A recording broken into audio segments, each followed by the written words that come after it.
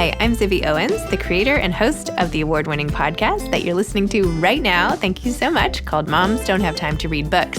It is a daily podcast, 365 days a year, and each day we talk to an author about all of the things related to their career, their book, their life, and more in 30 minutes or less, because who has time? I am now an author myself, although I wasn't when I started this podcast, and you can get my new memoir, Bookends, a memoir of love, loss, and literature, wherever books are sold starting July 1st, and my children's book, Princess Charming. You can learn more about me at zibbyowens.com, but really you're here to learn more about the authors, and that is what we're going to do. Also, be sure to check out all the other podcasts in the Zcast Podcast Network. You can learn more at zcastnetwork.com and definitely check out those shows as well. Candace Nelson is the author of Sweet Success, a simple recipe to turn your passion into profit. Candace is a serial entrepreneur, Wall Street Journal contributor, and expert at turning one's passion into a profitable business. I need to take some lessons from her. Her debut book, The Sprinkles Baking Book, 100 Secret Recipes from Candace's Kitchen, was a New York Times bestseller. And now this book, Sweet Success, a simple recipe for turning your passion into profits, is published by HarperCollins Leadership. Candace received her Bachelor of Arts in Economics from Wesleyan University and a professional pastry certification from the former Tante Marie's Cooking School in San Francisco. And as you will hear, she is the founder of Sprinkles, the cupcake chain. Welcome, Candace. Thank you so much for coming on Moms Don't Have Time to Read Books. I am so happy to be here. I am being treated to a marvelous view. And it's so fun to do these podcasts in person from time to time. So nice. Thank you for making the effort. Your book was so interesting. As a fellow entrepreneur, I can say now, I learned so much and I feel so validated because you had a passage in the beginning where you're like, if you've done a lot of jobs, you might be an entrepreneur. And I was like, thank you.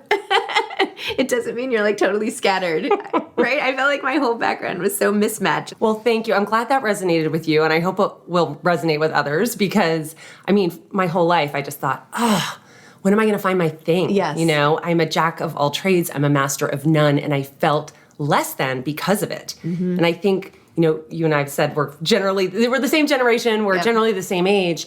And I think when we were growing up, it really was about finding your thing. Yes. You know, what are you going to do? What is the career you're going to have for the rest of your life? Yep. It's such an antiquated concept now, right? I know one person who has the same job. One. A doctor? No, like actually. Okay. Just like, yeah. Okay. But, well, I guess doctors have the same job. You're right. Yes. But beyond I mean, doctors. like in a company type of situation where they like kept doing the same thing forever. Nobody else does that. Nobody else does that. Yeah.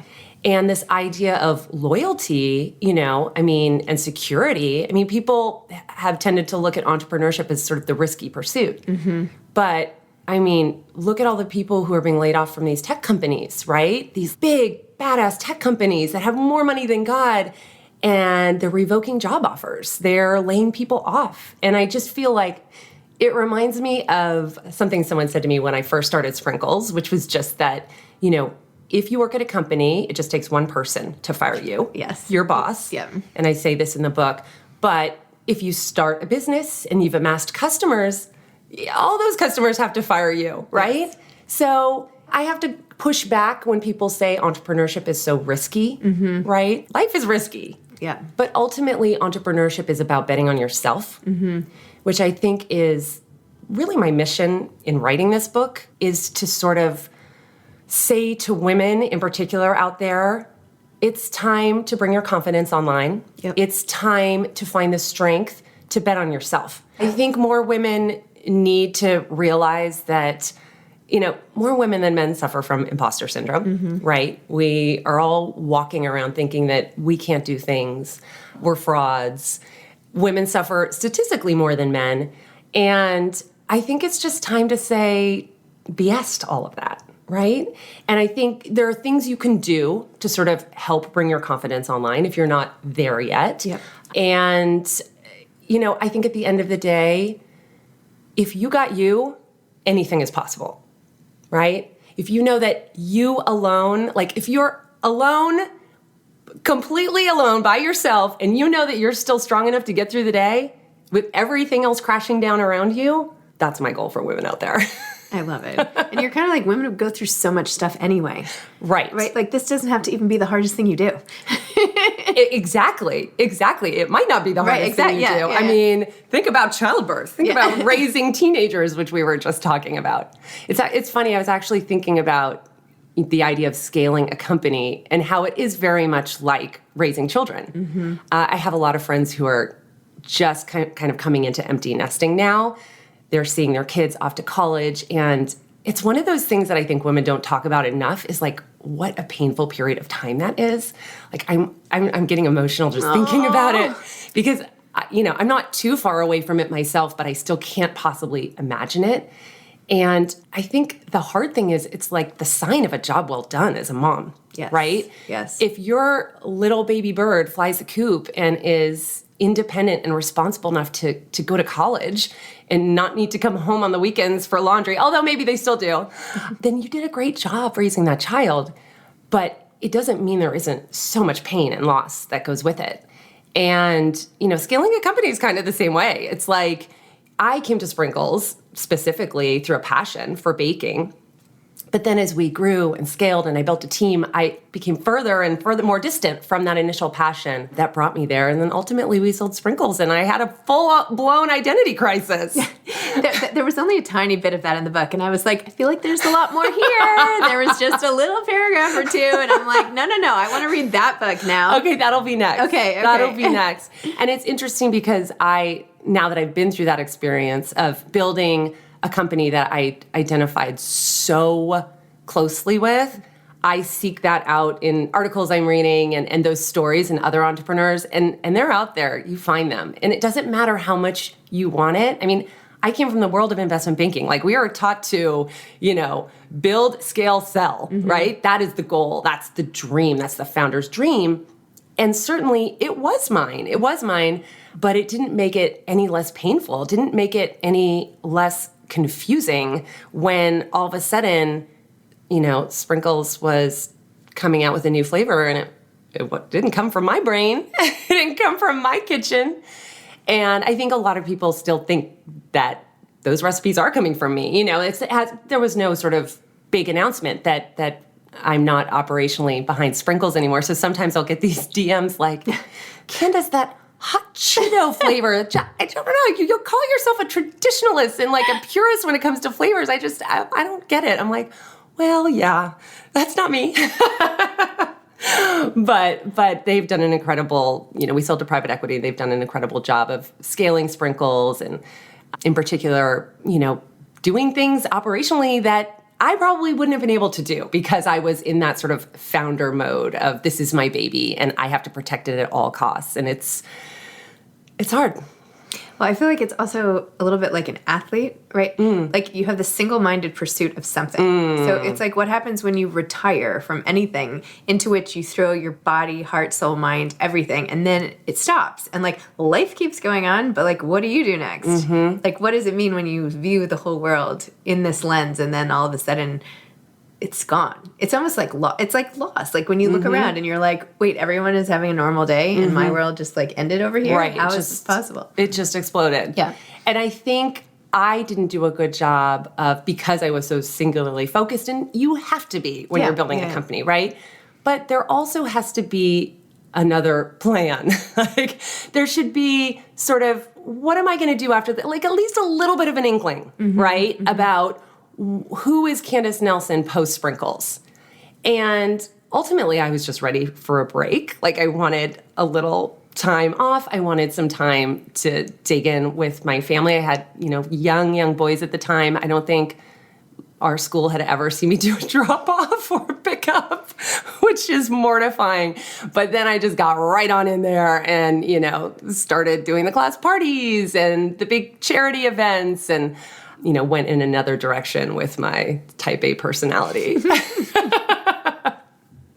I was interested a lot in how you could have named it Candace's Cupcakes, and I know this is just one tiny piece. And your book, by the way, is like such a great primer on the whole start to finish, like from the time you get an idea and the passion and how to execute. And so it's a business book, but it's also for anybody who has an idea about doing anything, right? And how Thank you. Yes. The regular person out there who's like, let's make a new kind of phone case, or I don't know, whatever it is, could say like, okay, I could follow this roadmap and I don't have to be, in a particular school or whatever. Like these are Right. the steps, and like it's very approachable and It was my relatable. Cupcake MBA. Your Cupcake MBA. I love it. I have an actual MBA. I'm not sure it's. Well, I shouldn't say anything. Never mind. Thank you. It was amazing. No, obviously things helped. But anyway, My husband has an MBA too, and it was very helpful. Okay, Very helpful. There we go. But I was interested in the way you decided to structure the brand, not as Candace's Cupcakes, but as Sprinkles, and how when the brand was sold, you were even more thankful that you didn't have your actual name attached. So tell me about that. Yes. Well, Candace's Cupcakes, I am a sucker for alliteration. Yeah. I love alliteration. So that was tempting to go to, use that as our name. But I wanted the brand to be bigger than my own personal brand, and actually to a fault initially, right? I wanted it to be 100% the cupcakes. I stayed in the kitchen. I really didn't have any place not much of a place in the story or the positioning of the brand. It was all about the cupcakes, how we were elevating them, how we were reinventing them. So yeah, I was very tempted by the name Candace's Cupcakes because I love alliteration, but ultimately I wanted the name to stand for something bigger than my own personal brand. And to a fault, actually, I just, kind of stayed in the kitchen in those early days, even though I realize now, and ultimately stepping into my personal brand later became such like an important part of the brand. When people love a product, they really crave a deeper connection with it. And they really, our story, Charles was my partner and husband. We stood behind that counter in the bakery, talking to customers all day and just telling them, we left investment banking. We took a risk. Everyone said we were crazy, but here we are. And people loved that. Yeah. And that gave them something to really hold on to once the cupcake was devoured and gone, and to be able to pass along to somebody else. So yeah, Candace's Cupcakes. Listen, it's a cute name. If there are any other Candaces out there who want to start a cupcake company, it might be available. But I believe in the power of a name. And there's something about Sprinkles that as soon as I landed on it, it just was magic. Like, I love the way it sounds. I like the way it feels when I say it in my mouth. That sounds a little crazy, but there's so much in a name. Like even just a company like Clubhouse, right? Everyone was so interested in Clubhouse because it just sounded fun. Anyway, when we were going through our permitting process in building the business, and all the people in the permitting department were obsessed with the name Sprinkles. They didn't even know what the company was yet, but they were like, tell us about Sprinkles. And it just kind of helps a company spread like wildfire. And so did you name Pizzana? So which is your act 2, essentially? So Pizzana is Act 2. Which is delicious. I've eaten there. Oh, sorry. I've eaten there. It's delicious and amazing. And I didn't realize you were behind that. But anyway. Oh, thank you. Yes, Pizzana, I'm definitely more sort of behind the scenes, founder, working on brand, but I am partnered with a founder, a passionate chef, Daniele Uditi, who is really the star of the show from the personal brand perspective. Pizzana, so here's the thing with the name. It's really hard to find a name that's available. Yeah. Right? And you can't just choose a name and build a business on it. You have to make sure it's available. You can register it. You can trademark it. And I talk about all this in the book. This is sort of the nuts and bolts stuff that I discuss in the book. Sprinkles was unbelievable that name was not in use for a bakery. I look back on that and I think, wow, that was incredibly lucky.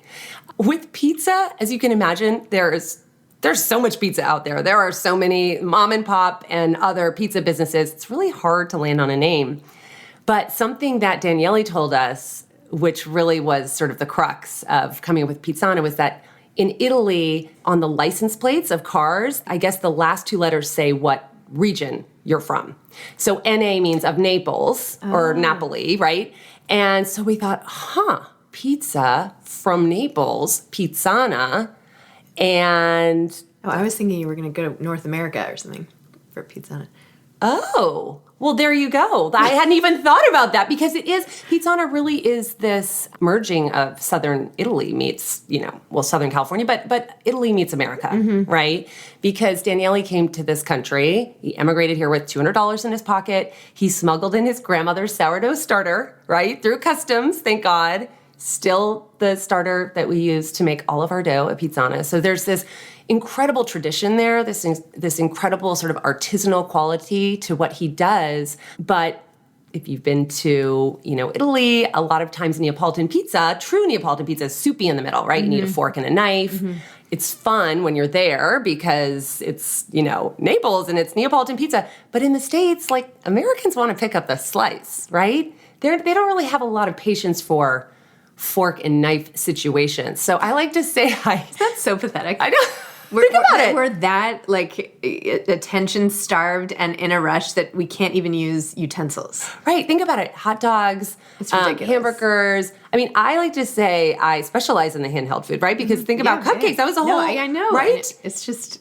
So anyway, I met Daniele at a party. I had one bite of his pizza. I realized it was special.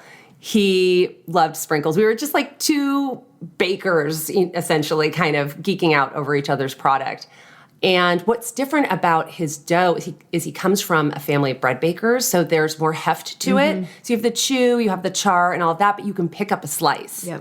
So it is that perfect blend of, like, modern American tastes meets, like, Italian artisanal tradition and history. Yeah. And it's also very delicious. It is amazing. Specialize in handheld delicious foods, let me add. Another thing you do in your book that I loved so much is all these little excerpts from particularly women founders.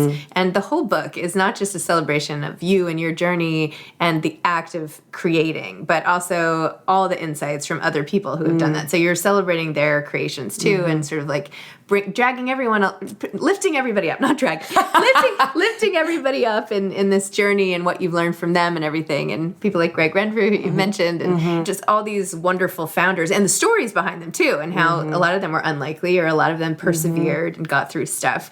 And I feel like you've become, in a way, like part of this women helping women founding circle.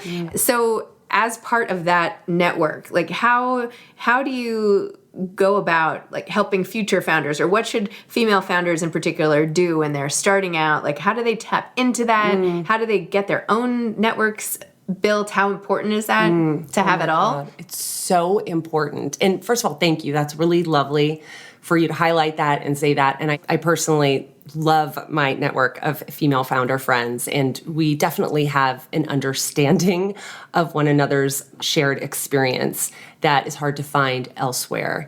And I certainly think, between the time when I was coming up in the career world and now, there's been such a shift in how women treat one another in the workplace and how we cheerlead for one another. Certainly when I was coming up in investment banking, I didn't feel that there were other women looking out for me. And listen, it's because it was really hard for them to get those positions, right? Yep. And there was only one seat at the table. And I didn't begrudge them. I worked harder probably because of it, right? Because I realized, okay, no one's going to help me. I'm going to have to make this opportunity for myself. But it is amazing to see this complete shift, this groundswell of support of women championing other women. And so as a result, I didn't really do a good job of building my network. When I first started Sprinkles, I just thought entrepreneurs are like these solo founder people, and they have to be strong and they have to do it all themselves. And granted, I wasn't doing anything myself. I had my incredible co-founder, Charles. I had an incredible team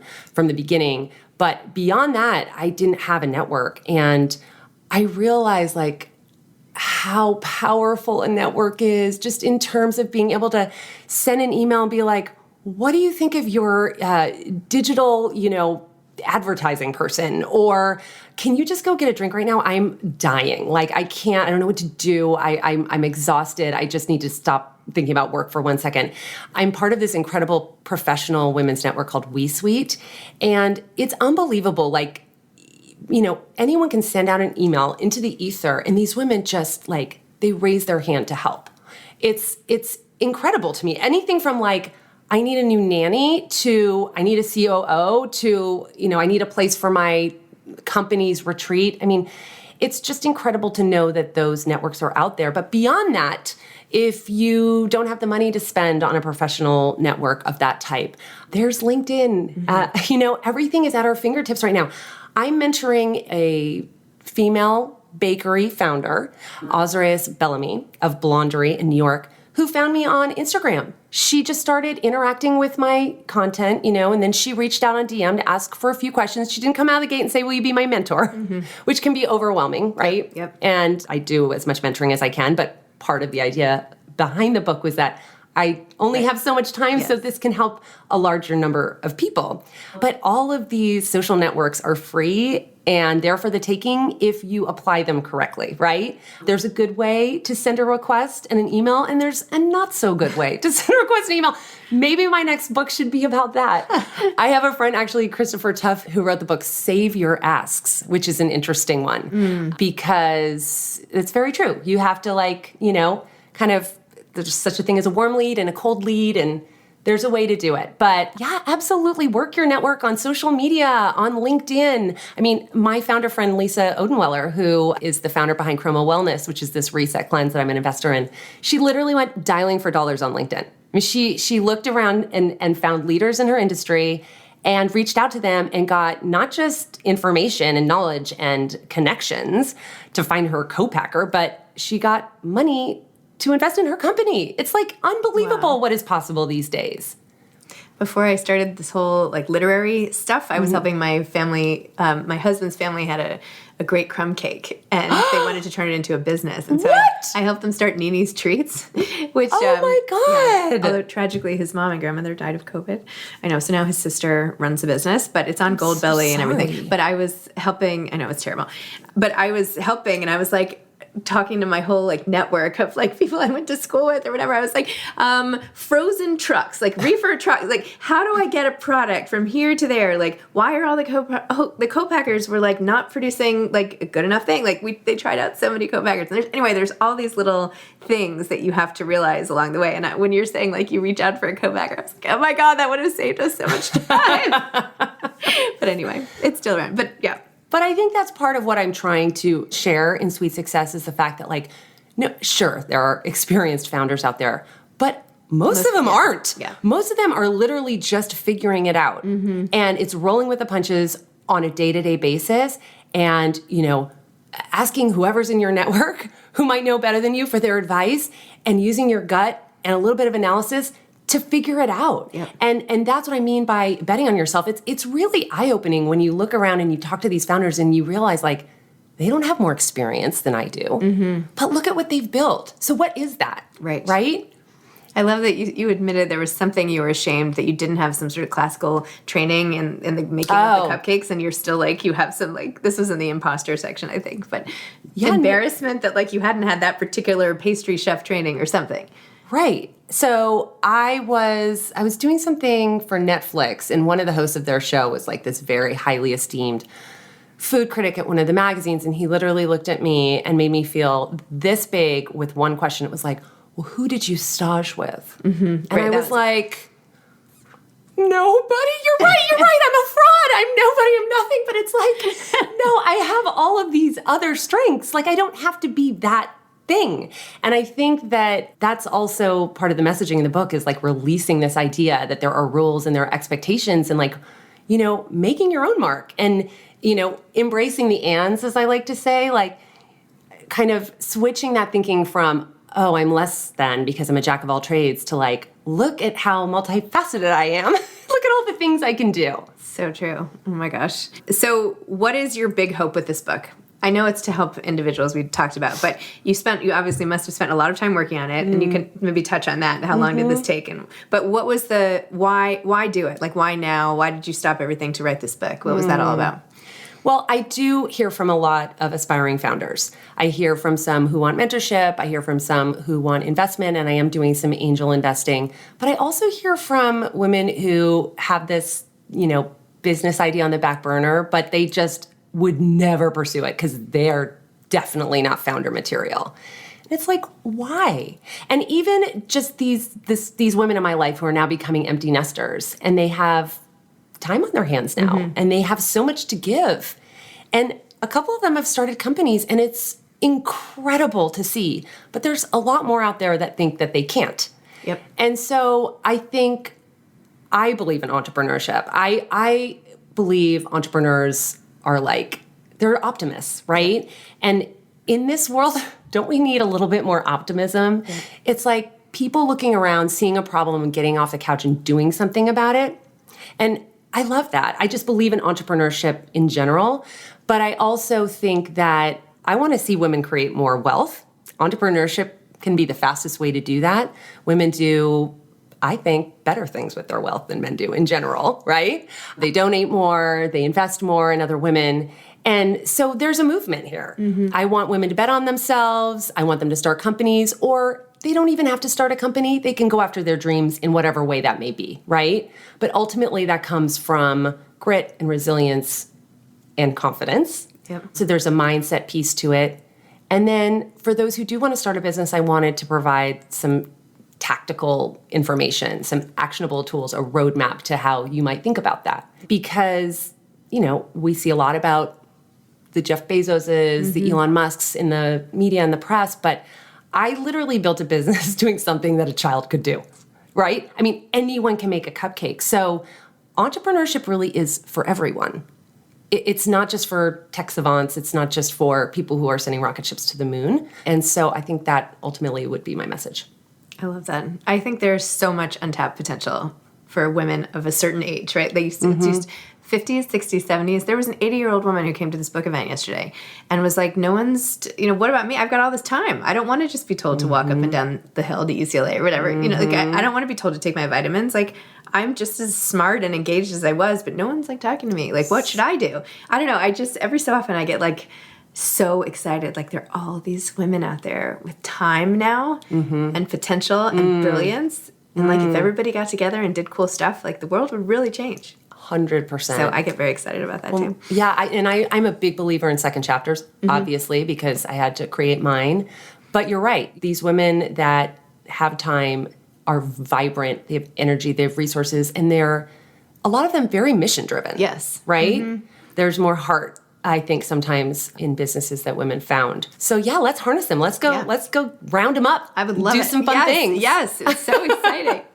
The last thing I just want to touch on is you made a conscious choice at some point to decide to put yourself forward as a brand, right? We discussed this a little bit before, but really, I mean, starting the TV shows and even now, like helping with Daniele with his show and making yourself out there and a public figure. Do you have any regrets about that, or do you miss, like, how do you feel about that aspect of your life and sort of taking your behind the counter and not only coming out but like being on TV and like being really public? How do you feel about it now? Well, I think it was good practice, actually, to step out from behind the bakery counter and step into my brand, because now in this day and age, like, everybody has to be a brand. I mean, It doesn't matter if you're starting a company. Everybody has to have a personal brand, a persona, and whether it's doing a podcast or just turning your iPhone on yourself and running an IG Live or whatever it is, like, we have this free marketing tool at our disposal. And frankly, if you're starting a company, people expect you to use it. Like, the investors, if you're raising money, are asking you what your social media plan is, right? Yeah. And again, I have a lot of friends who are more my age who are struggling with that. They don't think that they look good enough to get in front of the camera. They need to be ready for that. And so that's why I actually think that TikTok is a refreshing change of pace. Instagram was this very sort of, that's how I was brought up. That's where Sprinkles really was brought up. And it's this glossy, idealized place where people go to see aspirational pictures of what they, it's just perfection personified, right? TikTok is raw and gritty. And so sometimes I feel like, even though we think of TikTok as being a much younger platform, I say to my friends, like, start on TikTok. Like, if you're starting a brand, start on TikTok and show up as your messy self, because that's what people like. And it's kind of an ego boost, actually, because there is something that feels bad about feeling like you need to feel filtered, or, the photo needs to be just so, like, oh, it's just exhausting, right? TikTok, you don't need to do that. So my point in saying that, I embraced my personal brand early, so I think it was good practice for what is expected now. But I think a whole spectrum of how you can embrace it. The original show, Cupcake Wars, that I was on for 10 seasons on the Food Network, was a docuseries. So the original ask was, we're going to follow you around in your business, and we're going to come in your home, and we're going to, video your kids. And that was a hard no. That was a hard no. Like, there are things that are sacred that you just don't put out there. And that's my family. I mean, I didn't put a picture of and everyone does it differently. This is not judgment. This is what was right for me. But I didn't put a picture of my kid on Instagram until they were old enough to be on Instagram. Yep. So, but then when the Food Network said competition shows are doing really well for us, maybe Candace would consider being a judge. I was like, that is the type of, persona I can get behind. That is the type of TV that feels comfortable to me. And then you're right. Yeah, now I'm having fun packaging other people's brands. I just co-created and I'm executive producing this show on Hulu for Daniele called Best in Dough. So he's essentially going to be, what I was for Cupcake Wars, he'll be for this pizza competition show. And it starts streaming September 19th. Shameless plug. But yeah, I think it's really fun for me because it just, having that founder story, having that additional person behind the brand really just deepens the brand itself. You referenced Maxie Kozler in your acknowledgments. Yeah. So I had worked with her for a little bit a couple years ago, and I remember sitting right out there, and she's like, "If you want to do this, you're gonna have to step up and move forward and be the person. Not everybody wants to do it." And I was like, "No, I'm not interested in that. I just want to sit behind the microphone and do a podcast." And she's like, "No, you got to get ready for it." And so then I was reading yours, and then I was seeing her there. I was like, everything is coming full circle, because you're right. It is all about personal branding, connection to people. They want to see and talk to you. And anyway, you're the prime example of a successful implementation of this. And it's scary. It's a little bit scary. And it's, if you're a highly sensitive person, Yes. I mean, I can't even tell you how hard it was for me when I first started. And it was before I personally came out as a brand, but when I opened a public company, a retail company, not a public company, but all of a sudden there were reviews online and I would pour over those reviews and it would cut me like a knife because, as we know, the internet is largely for complaining. So there were a lot of negative reviews, even though there was a line out the door. And I have to say, give a lot of credit to my friends in the entertainment industry who advised me on this. Do not read the reviews. And I'm going to say the same thing to you for your book. Okay, yes. It's the same thing. Okay, not that you haven't already had a cookbook, but don't read. It's the same thing for authors. Don't read your reviews. It does no good. Oh, okay. That is a good reminder. Yeah. That is a good reminder because it's all the same stuff. When you put yourself out there, and then I quote Gwyneth Paltrow in the book about this, and I don't remember it verbatim, but it's basically what type of person do you want to be? Do you want to be the person creating things in the world, or do you want to be the one on the sidelines critiquing it, right? At the end of the day, you have to have both, but who would you prefer to be? I know I'd rather be the one, putting myself out there, sometimes falling flat on my face, but sometimes succeeding as a result. But I think that's why all the people were online who wanted to hear your story, because people just want a little piece of that. They want to be a part of a success story. A lot of people. And that's why they want to hear your story. And then they take a bite and they're like, well, I'm part of this journey now too. I'm helping so much. And it's true. I mean, these people, they were like, it was like they took their marching orders. They had their box of cupcakes, they heard our story, and they were like, and they marched out into the world, shared the cupcakes with people, and shared our story with people. And that is in any company, that is what you want. That's the holy grail of marketing, is that organic word of mouth. And the easier you can make that for people, right? And when I say easy, I mean digestible, a story that people can hook onto. It's easy to, share, the better it will be. Yeah, so true. Well, congratulations. Thank you so much. The sweet success of your life and your book, and it's really inspiring and awesome. And hopefully this conversation, your book, all of it inspires all these little things to start happening and roots to start growing, and just very exciting, the ripple effects. It's awesome. It is amazing, the power of a book. I feel like there's something different about the energy of a book that I wasn't expecting. I thought of a book as being just sort of a brand extension, but it's not. It's really a launching off pad to something else. Yeah. And people treat books it's sort of rarefied, right? There's something very special with the way that people consider books. I love it. I love being part of it. It's very different. I mean, I have a book, I'll put it in quotes, book out prior to this one, but it's a cookbook. Right. So very different. Yeah. But still, amazing. Anyway, thanks for coming on. Thank you for having me. Congrats. Thanks. Thanks for listening to this episode of Moms Don't Have Time to Read Books. Don't forget to follow me on Instagram at Zibby Owens and at Moms Don't Have Time to Read Books. Also sign up for my newsletter at zibbyowens.com and sign up for my virtual book club and meet lots of authors on Zoom every other week. Thanks so much to Steve and Ryan at Texture Sound for the sound editing. And thank you to Morning Moon Productions for providing this fantastic intro and outro music.